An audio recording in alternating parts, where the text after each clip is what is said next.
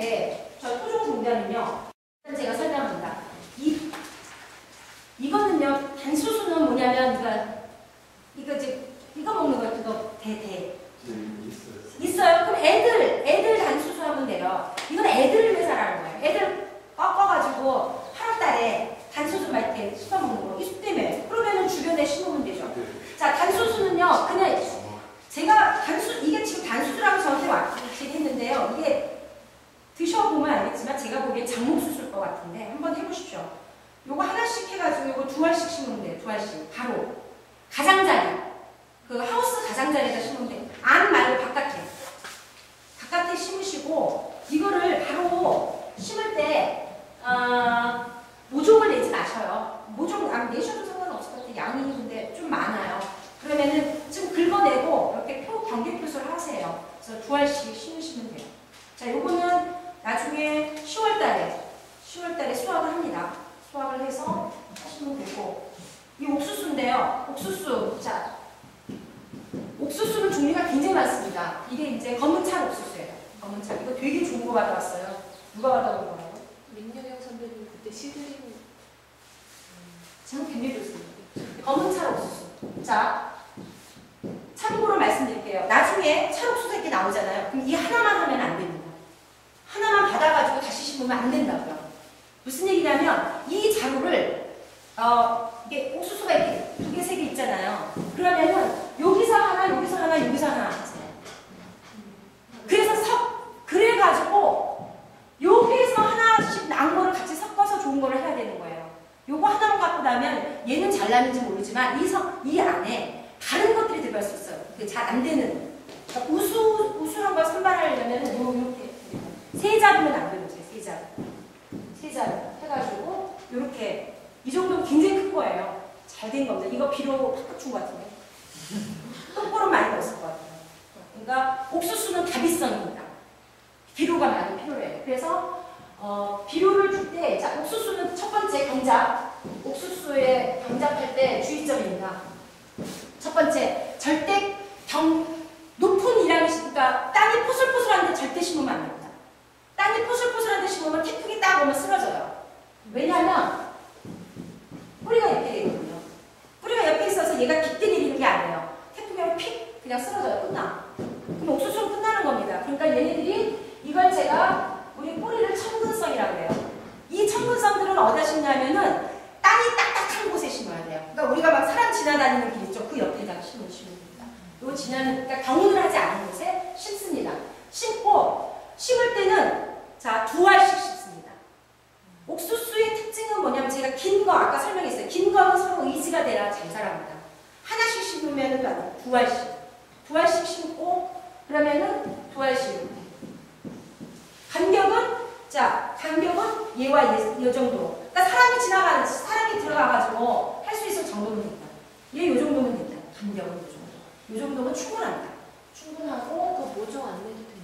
네, 모종 안 내면 그냥 심어도 돼요. 근데 모종 내는 것과 안 내는 것 차이는 모종 내면은 잡초에 대한 구별을 할 수가 있어요.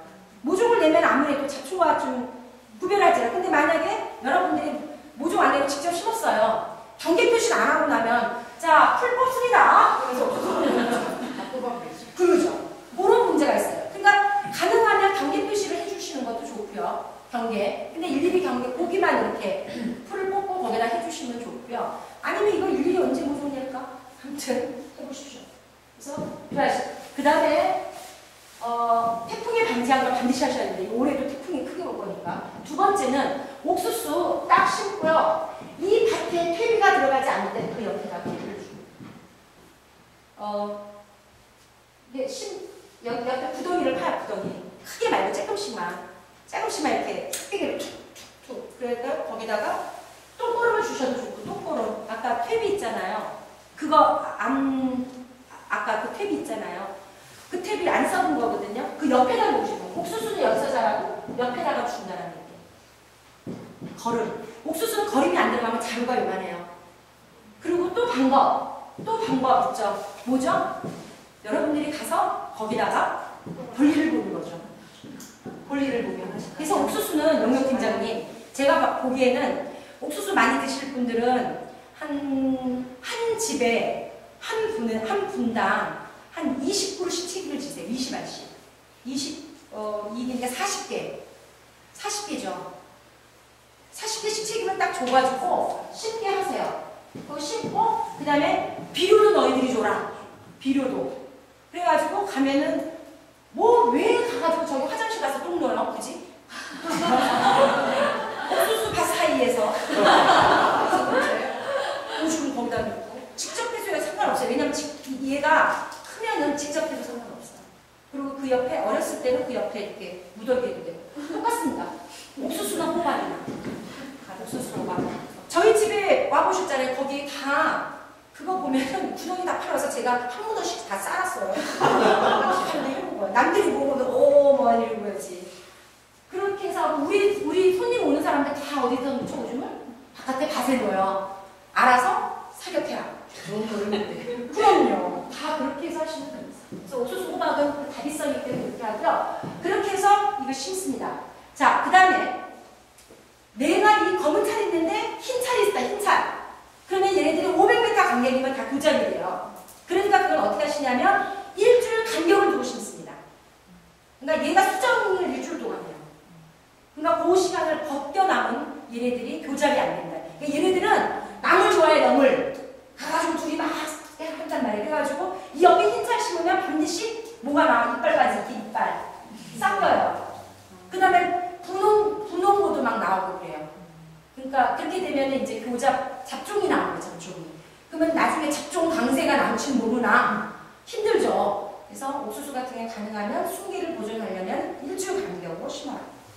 됩니다. 똑같은 장소에 심어도 되는 거예요. 그거는. 근데 어머 선생님 일주일 못 지켰어요. 10일이에요. 더 좋지. 더 좋은 겁니다. 10일 정도. 그래서 늦게까지 늦옥수수까지 먹잖아요. 늦옥수수까지 합니다. 그래서 옥수수는 가능하면은 천천히 간격을 두고 그리고 제가 생각에는 집집마다 가가 끄고 배가 보내주는 게 좋을 것 같아요. 자, 아까 열무는요. 이 열무는 내년 올해 가을부터는 이 열무로 드세요. 아까 양념, 배추. 김치류로 다른 거 할 필요 없어요. 뭐 하루나 뭐 이런 거 할 필요 없이.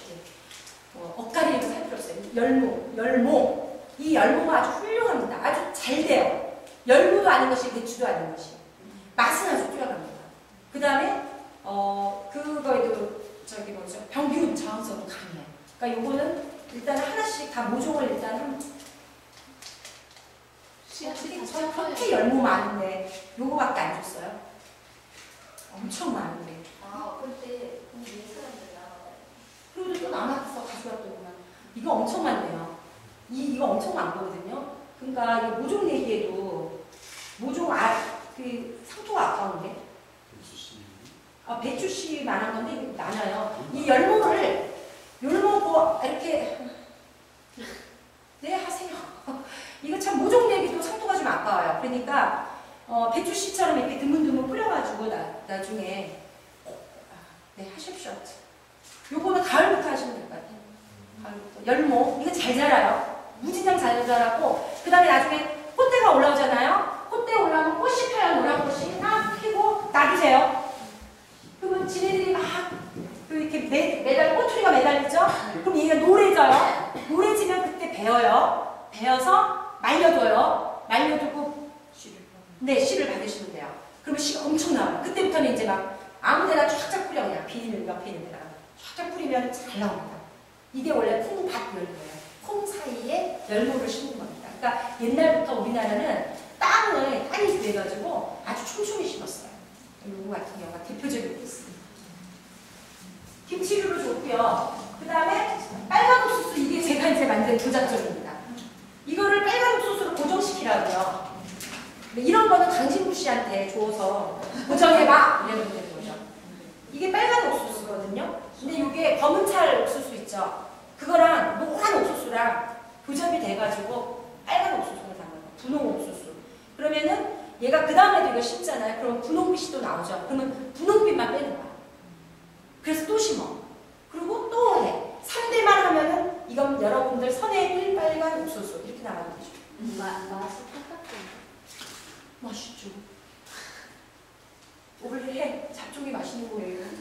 잡종이. 그러니까 이게 다른 집의 수익은요 이렇게 올리는 거예요. 선에 필요 없어서. 그래서 이런 걸 강진구 씨한테 맡기세요. 그다음에 조선오이. 근데 왜 없어요 조선오이가? 아 있구나. 조선오이 이거는 노가오이예요. 노가오이 아시죠? 막 줄거 있는 노가오이. 조선오이는 굉장히 병충해도 강하고 그냥 놔둬도 되는 거예요. 그리고 실제적으로 조선오이를 드셔야 그 오이스러움이 있는 건데 요거는 지금 모종 내세요. 하나하나 모종 내셔가지고 오이는 덩굴이니까 바깥에 안에다 심지 마시고 바깥에 덩굴 있는 데다가 올려 해주시면 돼요. 그리고 오이의 특징. 오이는 뭘 좋아한다? 재를 좋아한다. 재. 전통 방식의 재. 여러분들 재 나오죠? 안 나오나요? 화목플라시 나오죠? 다 모아놓죠. 그러면은 저거를 오이를 그러면 제가 재 뿌려고 했더니 어떻게 해서 이것도 얘기를 해야 돼요. 오이가 이렇게 해서 심었어. 오이가 있어. 재 뿌리니까 그냥 여기 그냥 다 그냥 재를 뿌려. 그럼 숨 막혀요. 그러니까 재를 뿌리라는 얘기는 여기 옆에 주변으로 이 대가 닿지 않게끔만 뿌려주라는 거예요. 그러면 비가 오고 되면은 이 잿물이 들어가는 거예요. 잿물이. 이 잿물의 역할은 살균입니다. 살균. 어떤 살균이냐면 해균. 그러니까 지가 구별을 하는 거예요. 해균을 자기가 선택해가지고 이 살균 작용을 해줍니다. 딱 저항력을 가져줘요. 그 다음에 영양소로는 흔히 말하는 칼륨. 이런 것들. 봉우리 맺는 거 있죠? 그거 칼륨이 있어야 봉우리를 잘 맺을 수 있어요. 열매를. 그렇기 때문에 요거 조선오이 같은 경우는 그렇게 합니다. 그 다음에 가끔 동부. 이거는 뭐 가끔 맛있습니다. 꼬투리째로. 가끔 동부 많이 하세요. 그래가지고 반찬 없을 때 가끔 동부만 지리도록 해주세요. 이거는 주렁주렁 잘 달려요. 이거 지금 4알, 5알 때문에 이것도 많이 남았는데. 그러니까 요거를 하나씩 해가지고요.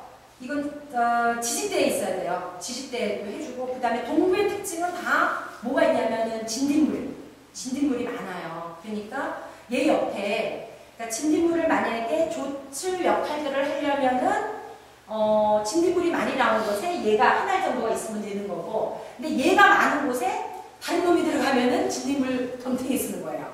그러니까 얘는 별도로 다른 데다가 좀 떨어진 데다가 좀 하시면 될 것 같아요.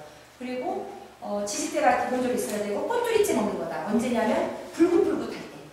불긋불긋 해가지고 지금 하빈아씨 입은 조끼 같은 색깔이 나와요. 그러면은 그거 이렇게 꼬투리 쭉 있으면 그거 해서 된장에 넣어먹고 볶아서 먹기도 하고 그 다음에 시간이 지났어. 수확장의 시간이 지나면 이 알을 먹는 거죠. 나중에 이 알은 밥에 넣어서도 먹고 이번에 이걸로 했어요. 이걸로 저거 소평 고물 했더니 죽여준다고. 처음 이런 거 먹어본다고. 은정도 수확량도 아주 높고요. 고수, 이 고수 아까 참 비닐하우스는 이 고수를 뿌리세요. 비닐하우스 옆에. 고수는 옆에다가 이렇게 뿌려두면은요 향 때문에 벌레들이 잘 안 들어와요. 그리고 향이 있다는 거 항상 벌레와 바이러스가 약한 놈들 옆에는 향 있는 놈들을 놓으세요. 그렇게 하면은 얘네들이 그 역할, 방제 역할을 합니다. 특히 고수 같은 경우. 그래서 고수 이렇게 하시고 이거는 모종 내지 마시고 그냥 뿌리세요. 그래서 고수 이렇게 편말 딱 박아놔야죠. 아니죠. 그리고요. 으름덩굴은요, 이거 아이들을 위해서, 으름덩굴 여기 으름도 산에는 많죠. 근데 이거, 제가 이거 먹었던 건데, 요거는 바로 안 나요. 바로 안 나니까 으름덩굴 이렇게 딱 해놓고 표시만 딱 해놓으세요. 그러면 나중에 싹이 나오면서 덩굴채 이렇게 올라가거든요. 2년 정도 돼야 이게 될 거예요. 그러면 요거는 아이들 향이 되게 좋아요. 향, 꽃. 나중에 그 덩굴 뭐냐면 울타리용으로 되게 좋은 거거든요. 그래서 요건 선액을 입구에던가 뭐 이런 데 있죠. 아니면 나는 내 집에다 한번 앞에다 해주겠다라고 해서 나중에 딱 하라 그러세요. 그리고 모종만 가지고 있잖아요. 그 다음에 국수호박. 자, 주방장님 호박을 많이 하라고 그러세요. 그래가지고 호박으로만 신약 드시는 거 사실. 호박은 똥이 많이 들어가는 호박? 예. 똥이 많이 들어가요? 아니 호박 키우려면 그러니까 제가 그거는 좋죠. 하나씩 관리하셔야 돼요. 그러니까 호박을 근데 하나밖에 안 가져왔어. 국수호박. 호박이 많을 텐데 호박을 많이 하면요. 호박이 약으로 먹는 거 생각하지 마시고요. 간식으로도 네. 호박 맛있지. 그냥 쪄서도 먹고 단호박이 아니더라도. 그 다음에 죽게서 먹고 그 다음에 김치찌개 같은 데 넣어서도 먹고, 그 다음에 생걸로도 먹어요. 그 토종호박의 특징이 생걸로 아주 맛있거든요. 그 안에. 그렇죠. 식대로. 그 다음에 호박 속은요, 씨만 빼내고 그거 김치찌개랑 같이 해서 드시면 정말 더없이 좋습니다. 그래서 그런 호박 한 개, 국수 호박 하나 가져왔네. 그럼 이건 국수예요. 국수 호박. 국수처럼 생긴 거. 요거는 모종포에다가 하나 넣으셔가지고 이거는 잘 키우세요. 그래서 국수 호박 나중에 하나 딱 제대로 나온 거 있으면 몇 개가 될 거 아니에요. 그러면 그 안에 이거 제대로만 하면은 다음번에는 여기 국수 호박 천지가 되는 거죠. 됐고, 그 다음에 두 개가 제비콩. 네, 제비콩. 이 제비콩은 이거 그때 우리 예전에 키웠던 거. 이 제비처럼 생겼다 해서 제비콩이에요. 이 흰 제비콩이거든요. 요거는 그 그러니까 뭐 이렇게 조경수로 아주 좋아요. 그러니까 옆에 그 아주 보랏빛 나거든요. 붉은 보랏빛 그 사이에서 꽃이 정말 이뻐요. 그리고 이게 요 정도 제 키 정도 돼요. 그러니까 지지대가 있어야 돼요. 지지대가 있어야 되는데 차라리 지지대를 하느니 옆에 뭔가 이게 울타리나 뭐가 있으면 그쪽으로 타고 올라가도록 해주면 좋고요. 그 다음에 8월, 9월 늑대꽃을 펴요. 그 다음에 조경수 좋고, 그 다음에 중요한 거는 이 꼬투리가 이제 간암 치료제로 쓰는 거예요. 그래서 이거 제비콩, 이것도 모종을 내시면 될 것 같고요. 그 다음에 적상추 모종 내세요. 적상추, 말 그대로 적상추예요. 모종. 그리고 상추 씨앗 받는 거 알죠? 꽃대가 딱 올라오잖아요. 꽃대가 올라오면 얘네들이 꽃이 있고 그 다음에 나중에 놔두면은 꼬투리가 맺히잖아요. 그러면은 꼬투리가 노래져요. 노래지면은 잽싸게 잘라서 말려요. 말려놓으면 지가 터져가지고 툭툭툭 해가지고, 그러면 그거 받아가지고 그 다음 하는 거예요. 반드시 채송이랑 같이 그렇게 꼬투리까지 맺히도록 놔두는 거지. 다 먹지 말고 꽃대가 이렇게 날라오면은, 꽃대가 올라오면 놔두세요, 몇 개를. 그래서 적상추 그렇게 하시고요.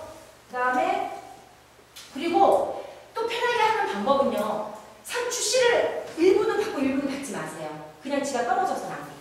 그러면 그 자리를 다 상추밭, 아웃밭, 근대밭, 원래 그 전에 그렇게 했어요. 일부러 밭을 이렇게 하고. 여주는 아이들이 놓게 좋죠. 그리고 저는 여주 술담궈 먹습니다. 여주 이렇게 해서 메알인데, 네, 요거 같은 경우 이렇게 울타리니까 울타리에다 놓으시면 되죠. 요것도 모종 내시면 됩니다. 그리고 씨 안에 빨개요. 그거 이렇게 오물오물 먹고 이렇게 뱉으면 씨가 나와요. 요거 다 내 입속을 들어갔다 나오네요. 피마자 요거네요. 근데 요 아주까리는 요거밖에 안 되나? 요번에 그러면은 요걸로 모종하세요. 모종하시고 심고 올해는 내년에 이렇게 이제 씨를 많이 하셔서 하시면 될 것 같아요. 그 다음에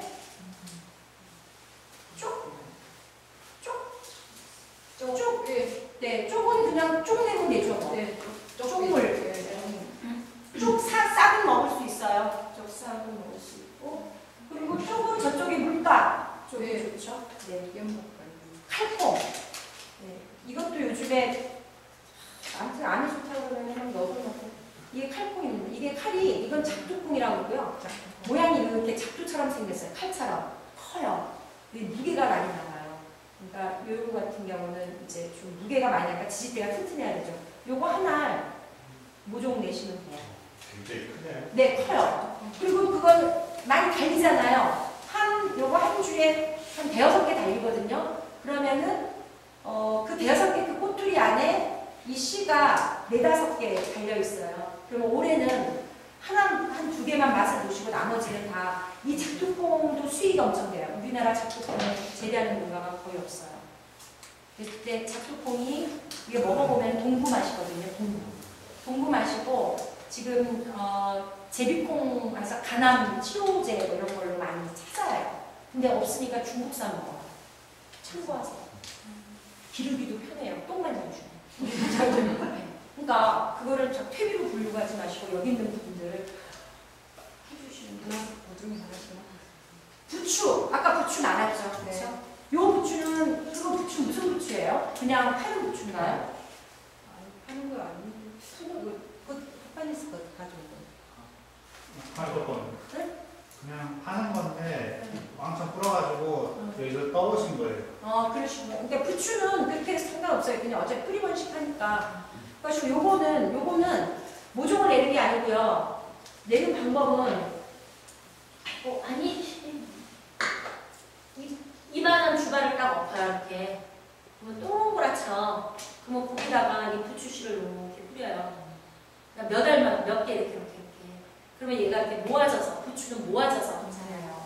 그러니까 아까 그 정도 돼요. 그 정도씩 이렇게 덩어리로 요거 한 3-4덩어리 만들어 놓으시면 되고, 그 다음에 그렇게 해서 실처럼 나오죠. 실처럼 나오면 빨리 잘라줘야 돼요. 잘라줘서 먹어야 굵게 나와요. 그러니까 이게 내년 가야 번식이 돼요. 이건 단연생이거든요. 그러니까 부추는 그렇게 하시고, 그리고 부추는 여러분들이 여기 특히 남자분들, 많이 먹어요.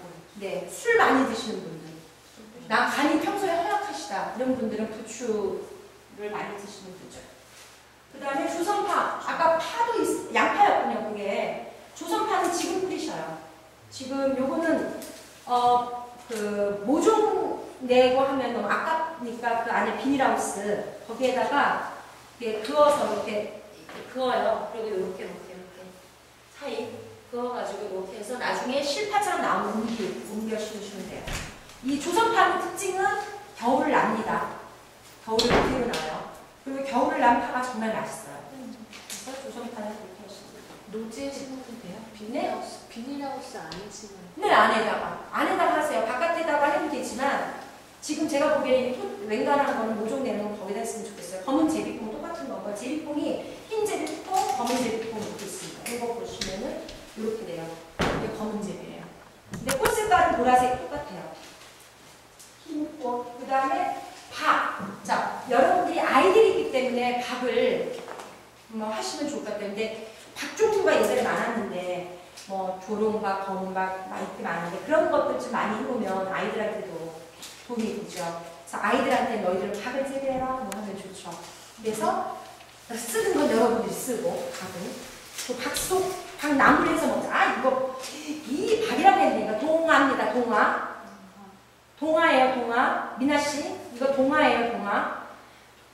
동화. 이 동화는 이거는 그냥 그 자리에서 심으세요. 이거 모종을 내셔가지고 주변에 주변 토롱 있죠. 그리고 이것도 많이 똥이 많이 들어가는데 일단은 해놓고 나중에 그 옆에다가 구멍 파서 거기다 퇴비 넣어주면 되고요. 이 밥이 좋아요. 제가 이 동화는 전략적으로 해봐도 좋겠다 싶은데 이 동화를 갖다가 이거 하시면 엄청 많이 나거든요. 동화를 한 덩어리씩 파세요. 체험 같은 거 할 때 동화. 이거는 뭐냐면 도시 사람들 동화 먹기 되게 어려워요. 별로 이게 희귀해요 아직은. 그 구체적으로 어떻게 생겼어요? 어떻게 생겼냐면 띠다랗고 이맛감해요. 그 못생긴 청참회처럼 커요. 근데 이 동화가 겨울에 먹는 거거든요. 12월 달에 12월 달에 먹는데 얼음보다 더 차. 이제 얼음보다 더 차면서 찬 음식이면서 치우집니다. 그래서 혈액순환, 피 뭐 이런 쪽에는 굉장히 좋은 거예요. 그러니까 이거는 약으로 써요. 근데 여러분들은 뭐 수제비를 해서 먹고 김치찌개를 해서 먹고 뭐 다양한 한번 보세요. 그러면 이 동화 요리법이 굉장히 많아요. 정말 맛있어요. 맛있는 데다가 뭐 동화 김치 하면 빨리 쉬니까 어쨌든 그런 요리 좀 해서 드시고요. 그 다음에 이것이 약으로 쓰는 밥이기 때문에 이런 거는 좀 전략적으로 재배를 하셔서 딱 판매를 남들이 하는 감자 이런 거 하지 마시고 나중에 체험이나 이렇게 오면 어른들이 만약 오는 경우를 놓고 보면 이 동화 같은 경우 이렇게 덩어리로 놓고 판매하셔도 좋죠. 이런 거는 가격이 꽤 나가요. 서울에서 동화 구하기 어려워가지고 시골 같은데 장애도 부탁하는데 장애도 잘 동화 안 나와요. 이 동화는. 그래서 재배도 쉽고 약으로 쓰이니까 전략적으로 한번 재배를 가도 좋겠다 라는 생각이죠. 동화는 지금 이것도 모종 내셔야 됩니다. 여기도 다 지금 모종 내야 돼요. 쭉 이거 나온 거 아까 거기다 심으시면 되고요. 그 다음에 검은찰 여기 똑같이 요거는 달라요. 요거 다르고 요 검은찰이 다릅니다. 지금 색깔이 좀 달라요. 요거는 약간 고잡이 된 거고 이건 덜 잡이 된 거니까 요것도 시간차 공격으로 심어주시고요. 그리고 요 홀씨금치는 사실은 좀 늦었어요. 근데도 불구하고 심으세요. 옆에. 왜냐하면 그래야 올해 씨를 받아가지고 하거든요. 비닐하우스. 비닐하우스에다 심으세요. 그래야 얘네들이 빨리 자라니까 이렇게 그냥 꿀 시금치 포를 하나 만드세요. 그래가지고 거기에다가 긁어서 덮어주세요. 그래가지고 꿀 시금치가 올라오도록 여름에 되면 빨리 꽃대가 올라오더라고요. 이게 늦긴 했으나 그러면은 겨울에 많이 해서 시금치 있잖아요. 그냥 다른 데 다 해놓은데 꿀 시금치 다 뿌려놓으면 되지. 그래서 그 다음 해에 시금치 드시면 되죠. 우리나라 토종 꿀 시금치밖에 없어요. 이거는 뭐죠? 밭뼈 저기 검정 제가 이거 하나 줬어요? 아니요 종이백에 엄청 넣었어요. 이게 밭뼈는 밭에다가 심으시는 거예요. 밭에다가. 아, 네. 이거 굉장히 나락이 심해요. 보시면 아시겠지만 이거 보세요. 나락이 굉장히 심해요. 요거를 대여섯 알씩 밭에 물 많은데 쑥 빠른데 물 많은 데다 심으세요. 물 많은데 간격은 20cm 간격. 그 다음에 전파. 자, 전파 어떻게 되냐면 전파라는 게 이렇게 대여섯 알씩 이렇게. 근데 밭뼈니까 이렇게 깍지도 있잖아요. 그러면은 대여섯 세지 마시고. 근데 저 같은 경우는 이렇게 심어요. 얘 같은 경우는 그냥 이렇게 심어. 이렇게 심으면 돼요. 이렇게 해서 한 10알 정도씩 이렇게 해서 전파 이렇게 심으세요. 전파하면은 얘네들 굳이 싹 안 내도 돼요. 싹 안 내고 그냥 하면 얘네들이 이제 올라옵니다. 올라오면 풀은 한 2번 정도 내줘요. 이 밭 차이면은 한 5평, 10평 돼요. 이 정도 하나 만들어 놓으셔가지고 그 밭뼈 아이들도 구경을 좀 할 수 있게끔 해주시면 됩니다. 물기가 많은 밭에가요? 물기 있는 밭에. 물기 있는 밭에 뭐 배수 안 해줘도 돼요. 더 잘 자라고. 이렇게 해서 해주시면 그래서 지금 가져온 토종 씨앗을 요걸 해서 지금 아까 체종 다 말씀을 드렸죠. 체종하는 것들 해가지고 아이들한테 그런 거는 아이들 어떻게 교육이 이루어질지 모르지만 마을 안에서 교육은 토종은 아이들을 좀 중심으로 해줬으면 좋겠다. 그래서 아이들한테 체종하는 것도 알려주고 그래서 아이들한테 뭐 보관하는 것도 아이들이 좀 하게 하고 그러면은 아이들 같은 경우는 도움이 되죠. 그래서 토종 아이들을 만들어가지고 하는 거죠. 그래서 종자를 좀 물려갈 수 있고요. 그 다음에 지금 하시는 일반 농사하는 것도 체종을 하셔요. 체종. 씨를 받으시려고. 꽃대가 저렇게 올라오면은 꽃대를 그냥 놔두면 제가 씨가 맺히는 거예요. 그럼 그 씨를 받아. 그래서 아까 하루나 해서 씨를 받아 놓아요. 그리고 또 한 번 뿌려보세요. 하루나는 가능할 거예요. 하루나 아직 변종, 개량종이 안 이루어졌을 거니까 갓 이런 것도 가능하고요. 그 다음에 이제 상추씨 한번 해보세요. 한 상추씨. 꽃대가 올라오면 이 상추씨랑 비교를 해보시란 말이에요. 그러면 그거 다시 한번 뿌리잖아요. 씨를 안 납니다. 해보세요. 그래서 생식 블룸이랑 터미네이트 종자가 되는 거예요. 해보시고 서로 나더라도 상추가 아니라 기형아가 나와요. 산 배추도 마찬가지해서 이왕이면 여러분들이 종자에 대한 공부를 한번 그렇게 해서 체종을 한번 해보가 꽃대가 올라오고 열매가 맺는 것까지 가만히 놔두는 거죠. 가만히 놔둬서 그렇다고 다 하면 안 되죠. 다. 그리고 꽃도 먹어요. 드시는 건 꽃도 이렇게 따서 다 드시면 되니까 뿌리까지 다 해서 드시는 걸로 하고요. 그래서 먹는 거는 언제나 뿌리부터 다 통으로 먹는다는 걸 생각하시고 그 다음에 체종 같은 거는 한번 반드시 해보겠다라고 해서 F1이라는 구별을 좀 해놓으세요. 토종이랑. 그래서 계속 하다 보면 3, 4년은 고정이 돼요. 5년이면. 그 다음에 또 하나 제가 종자 강의에서 항상 얘기하는 거. 종자는요. 땅의 영향을 받습니다. 어떻게 하냐면 이 종자가 퇴비가 없는 밭에서 하면은 볼품 없어 나와요. 또 그게 또 심어요. 또 볼품이 없어요. 죽어라. 네가 이기라 내가 이기라 해보자. 죽어라 심어보세요. 좀 큰 거. 커요. 그래서 이 종자는 퇴비가 없는 곳에서 잘 자랍니다. 종자가. 그러니까 뭐냐면 이 종자에는 종자 이 안에는 그렇잖아요. 사람이랑 똑같은 거예요. 사람 이렇게 해가지고 나와가지고 그러니까 아까 일식해도 되는 거잖아요. 원래가. 그렇잖아요. 일식하면 얼굴이 더 광채가 더 나겠죠. 일식해도 되는데 우리는 언젠가부터 삼식을 하게 된 거잖아요. 그러니까 일식하는 애와 삼식하는 애가 어떤 애가 더 튼튼하고 더 잘 살아남을까? 당연히 의식하는 애가 잘 살아남는 거라는 거죠. 그만큼 그런 데서 쓴 거예요. 야생적인 인간과 그러니까 변연단과 강진구 두 사람에서 사막에 갖다 놓으면 누가 잘 살까? 봐야지. 그죠? 그럼 제가 잘 살 거라고 생각은 해요, 지금 현재로는. 그러니까 이게 뭐냐면 그만큼 그런 우린 내재적인 것을 다 갖고 있다는 거예요. 그런 환경 속에서 어떻게 내가 잘 해왔는가에 따라서 되는 거죠.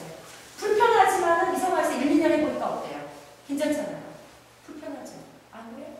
익숙해지잖아요. 종자도 마찬가지입니다. 그래서 재밌는 게 뭐냐면 여러분들이 종자, 퇴비 뭐 이런 생각은 버리세요. 버리시고 퇴비도 적은 양의 퇴비, 적게 머금러서 튼실하게 큽니다. 이거는 작지만 우리가 그랬잖아요. 작은 고추 맵다고 작지만은 튼실하고 야물지고 그래서 썩지 않는, 잘 썩지 않는 게 나온 겁니다. 그래서 그런 식으로 종자들을 키워나시는 거예요. 그리고 나중에는 결국은 여기서 무퇴비, 퇴비굳이 필요 없고 여러분들의 그 순환하는 그걸로만 할 수 있는 그런 방식으로 하시면 도움이 될 겁니다. 그래서 병운을 하지 않는 것조차도 생각하셨으면 좋겠습니다. 그거는 뭐냐면 간단해요. 뭐냐면 제가 거기서는 어떻게 했냐면 자, 처음에는 병운을 한 발씩도 안 한 발씩했어요. 그 기계로, 달리기로 돌돌돌. 안 할 때는 묵은 밭이었어요. 묵은 밭 안 하니까 잡목들, 7, 8년 막 묵어있으니까 잡목들이 엄청 많아요. 근데 그런 거는 이걸 해줘도 안 돼. 그래서 결국은 달리기로 딱 해줬어요, 처음에. 달리기로 해주고. 그리고 나서 그 다음에부터는 뭐냐면 밭에 안 하는 거예요. 왜냐면 탭이 들어가지 않으니까 그냥 해놔. 흔하게 해놓고 이제 풀만 살짝살짝 필요 이렇게 그것도 작물과의 관계를 보는 거죠. 그렇게 해가지고 덮어놔요. 그러면 풀들이 뭐예요? 퇴비가 되는 거죠. 거기에서 이제 씨를 뿌리는 거예요. 씨를 뿌릴 때는 좀 이쁘게 좀 밭을 만들어주고 풀 있는 데를 좀 해주고 거기다가 씨를 뿌리는 거죠. 그게 사실 무병운이라는 거예요. 그러니까 병운, 무병운이라는 거는 밭을 뒤집지 않는다는 거죠. 그러니까 밭 뒤집을 이유가 없는 거예요. 그리고 밭 모양을 바꾸는 거죠. 이만한 두둑이었어. 내년에는 내가 여기다 감자 심을까? 그러면 올려주면 되잖아요. 올려주면 되잖아요. 그러면 풀도 맺히면서 동시에 밭도 만든 거죠. 그러면 내년에는 나 생각을 바꿨어. 여기 이거 할래. 그것들을 펴주면 되잖아. 그 과정이 있는 거예요. 그런 식으로 하면 만약에 퇴비가 필요하다 그러면은 펴주는 과정 속에 퇴비 넣어주고 그죠? 그 다음에 모아주는 과정 속에 퇴비 넣어주면 되는 거죠. 왜 일일이 그냥 빠지시냐는 거지. 그럴 이유가 전혀 없다는 겁니다. 그래서 농사를 지을 때는 좀 내 방식에 편안하게 하는 농사 뭐 이런 것들을 하는데 두 가지. 하나는 뭐냐면 땅에 대한 것들에 대해서 신뢰를 가지세요. 신뢰. 나에 대한 신뢰를 갖지 말고 땅과 존재에 대해서 신뢰를 가지세요.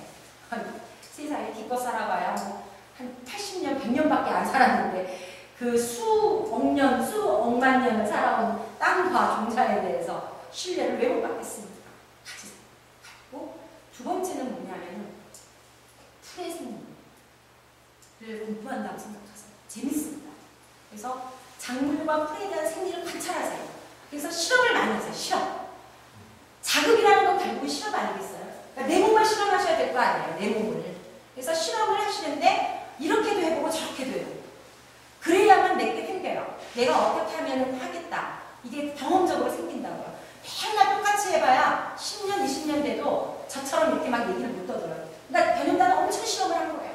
그 실험 지금도 이어지고 있는 거죠. 그래서 그런 농사에 대한 실험을 계속적으로 해놓고 그 다음에 그 대상은 만약에 독초도 실험하는 거죠. 잡초 실험. 그건 누굴 통해서? 철 통해서 하는 거잖아요. 제가 이거 계속 먹어보고 그럼 여러분들도 그냥 저거 선생님 이게 뭐요? 라고 하기 전에 벌써 입으로 가져가면 안 되는 거야. 그러면 나 죽을까? 거기에 대한 거는 그거 있잖아요. 죽으면 지 운명이 그런 거예요.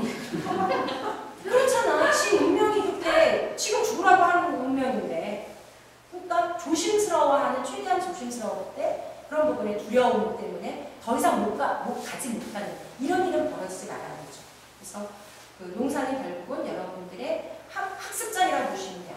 학습장. 그래서 그렇게 해서 있는 대로 주는 대로 먹는다라는 생각을 갖고 움직이시면 여러분들이 사실은 이 공동체 생활도 아마 그럴걸요. 농사 원리와 별반 다르지 않을 겁니다. 아마 밥 먹고 그런 얘기를 해보면 알겠지만 이 내부 간에 많은 이 갈등과 이 갈등도 있을 것이고 그 다음에 여러 가지 스펙트럼이 얼마나 다양했어요. 여기 있는 분들이 분명히 갑론을박부터 시작해가지고 뭔가 하나 정하려면 장난 아닐 겁니다. 여기 무슨 또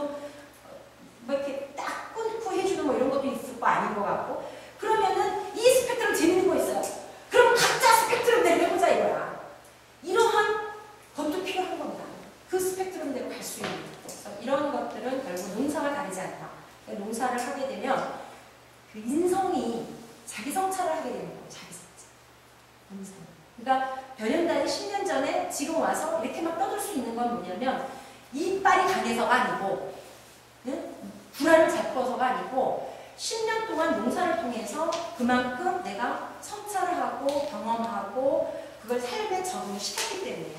만약에 농사가 아니었다면은 어떠한 사실은 제가 어떤 교훈, 뭐 관계 속에서 교훈을 얻을 수 있죠. 하지만 모든 기준은 저는 농사였어요. 나의 모든 기준은. 농사 속에서 그 기준을, 가치를 아는 거예요. 그 농사는 경작하는 농사, 내 방식의 농사가 아니라 뭐냐, 보다 좀 자연스러운 게 뭔가, 보다 이 자연에 맞는 게 뭔가, 이런 것들을 매번 생각하면서 저는 자식 새끼도 없는데 제 첫 해, 연도 읽어보시면 알겠지만 첫 해 깨달은 게 뭐예요? 아, 10자식 다 다르구나. 그거를 깨달았어요. 고추 농사 하면서. 10자식이 다 다르구나. 왜냐하면 고추 다 10개를 심어놨는데 다 다른 거예요. 그게 뭐겠어요? 땅이 다르고 종자가 다르고, 종자가 때문에 달랐겠죠. 받아들이는 강도가 다르고 다 달랐던 거예요. 심지어 요 밭에서도 10개가 다 다른데, 그죠? 이 흙 한 줌을 딱 쥐었을 때 거기에 수억 개의 미생물이 많다고 그러잖아요. 그것도 서로 얼마나 다를 것이냐. 그러면 심지어 이 많은 사람들이 있는데 얼마나 많이 다를 것이냐. 이런 것들을 농사 속에서 배워나간 거예요. 그래서 잡초라는 것도, 야, 잡초 비닐을 안 쳤으니까 그 책이 나왔죠. 비닐 쳤으면 그 책이 나왔겠어요? 그리고 얼마나 혁신적이겠어요. 잡초 먹자. 얼마나 혁신적이야. 근데 아무것도 아니야. 내용 딱 보면 동의보감에 다 나온 얘기야. 단지 나는 거꾸로 얘기했을 뿐이에요. 그걸 통해서 뭘 얘기하고자 했던 거예요? 자연과의 공생. 공생이 아니라 우리가 자연의 일원이었다는 걸 잊어버렸다는 거. 이런 것들을 다시 한번 각성해 보는 거죠. 그리고 2010천이라. 생명이라는 게 모두 귀하다. 저는 옆에서 지네도 생명이라고 이거 잘해보세요 그러는데 난 지네만 보면 요즘에 뱅도 나오고 이러잖아요. 그러면은 물론 내가 계속 야 지네야 왔냐 이럴 수도 있지. 그러면 그거까지 좋아.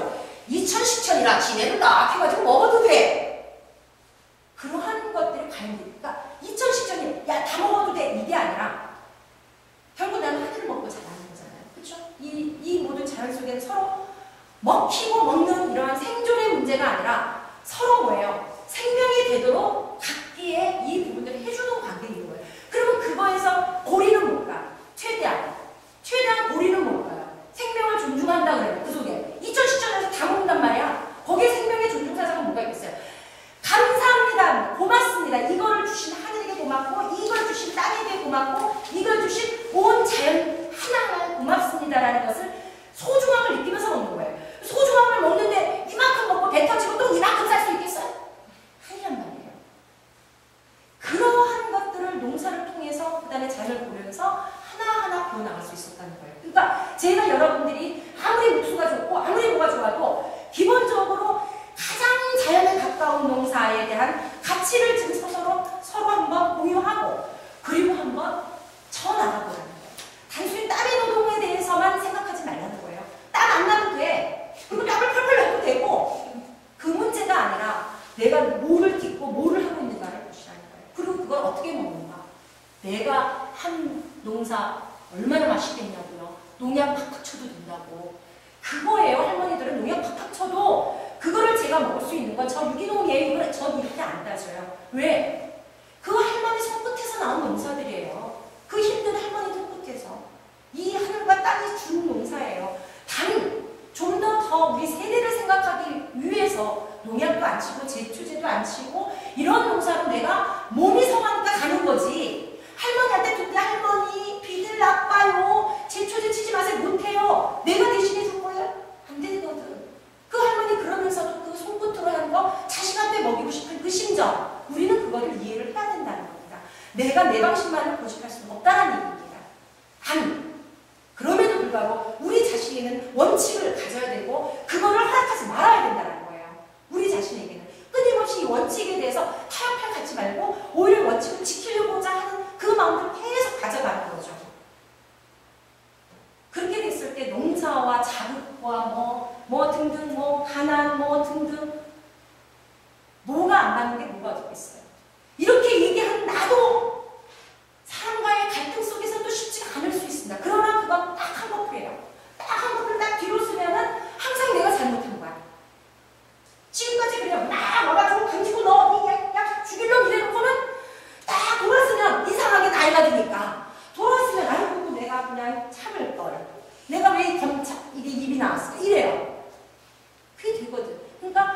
똑같이 그냥 넣으면 되거든요. 이게 뭐냐면 항상 그게 자연의 농사 속에서 이루어진 거예요. 그러니까 재밌는 게 뭐냐면 농사 지면 또 재밌는 게 있잖아요. 열 먹고 화나면 뭐 가, 어딜 가? 밭에 가! 잡초 긁어? 그러다 보면은 정말 10분, 20분 지나면 마음이 누그러져요. 누그러지면서 이게 끝나는 게 아니야. 이 속에서 내가 무엇을 잘못했는지, 무엇을 하는지 성찰할 수 있다는 거죠. 이게 하나의 대체적인 것이 아니라 농사라는 것이 하나라는 거예요. 생활과. 그래서 아무튼 제가 부탁드리고 싶은 거는 오늘 토종, 그 다음에 이 밭 어떻게 해야 될 건가, 뭐 이런 전반적인 얘기였지만 하나입니다. 토종의 삶을 사십시오. 여러분들 생활과 같이 모든 것이 하나가 되는 그런 삶을 살겠다고 생각하시고, 그리고 농사가 기본된 여러분들의 육체, 노동의 기본이 되는 이러한 거를 다시 한번 생각을 해주셨으면 좋겠습니다. 질문은 지금 받을까요? 아니면 밥 먹고 할까요? 혹시 밥 먹고 저는 개인적인 있어서 참가 못하신다는 분은 감사합니다. 네, 두 분. 부부세요? 너무 자연스럽게 두 분이 떨어져서 같이 왔어요. 떨어져서. 두 분 못하세요? 그러면 혹시 두 분만 질문 받겠습니다. 그 감자가 제가 알기로는 토종인 걸 없는 걸 알고 있거든요. 있습니다. 좀 있어요. 도저히 구할 수 없어가지고. 도저히 구할 수 없어서 감자를 굉장히 많이 할 수 있는 정도의 감자는 없고요. 지금 저희들이 갖고 있는 건 분홍 울릉 감자랑 그 다음에 흰 감자, 자주 감자 몇 가지가 있어요. 근데 다량은 안 돼요. 근데 요번에는 공급이 다 끝났어요. 내년에 해드릴 수 있어요. 네. 그러면 필요하시면은 감자를 말씀하시면은 내년에 공수해 드릴게요. 그러면 하시면 되죠. 그러니까 누군가 토종 담당을 하나 세우세요. 그러면 수시로 그것들을 필요하면은, 왜냐면 배추씨부터 해야 될 거 아니에요. 통배추 갖고 계시다 그러는데 부엌이나 무릉이나 뭐 이런 거 그 가을 농사도 필요하신 거 하시면 됩니다. 네. 대신 별로예요. 저는 감자가 물감자예요. 좀 물감자 샀더라고. 네. 그리고 또 다른 질문 없으세요? 네. 없어요. 그러면은 일단은 제 일부 사실은 질의응답을 받아가면서 하려고 그랬지만은 아마 여러분들이 전혀 농사에 대해서 잘 모르신 것 같아서 그냥 일방적으로 떠들었습니다. 2부는 질의응답 속에서 여러분들이 질문 안 하면 제가 질문할 겁니다. 그렇게 해서 질의응답 과정에서 우리가 좀 더 재밌는 얘기들 몇 번 나가고 했습니다. 자, 고맙습니다.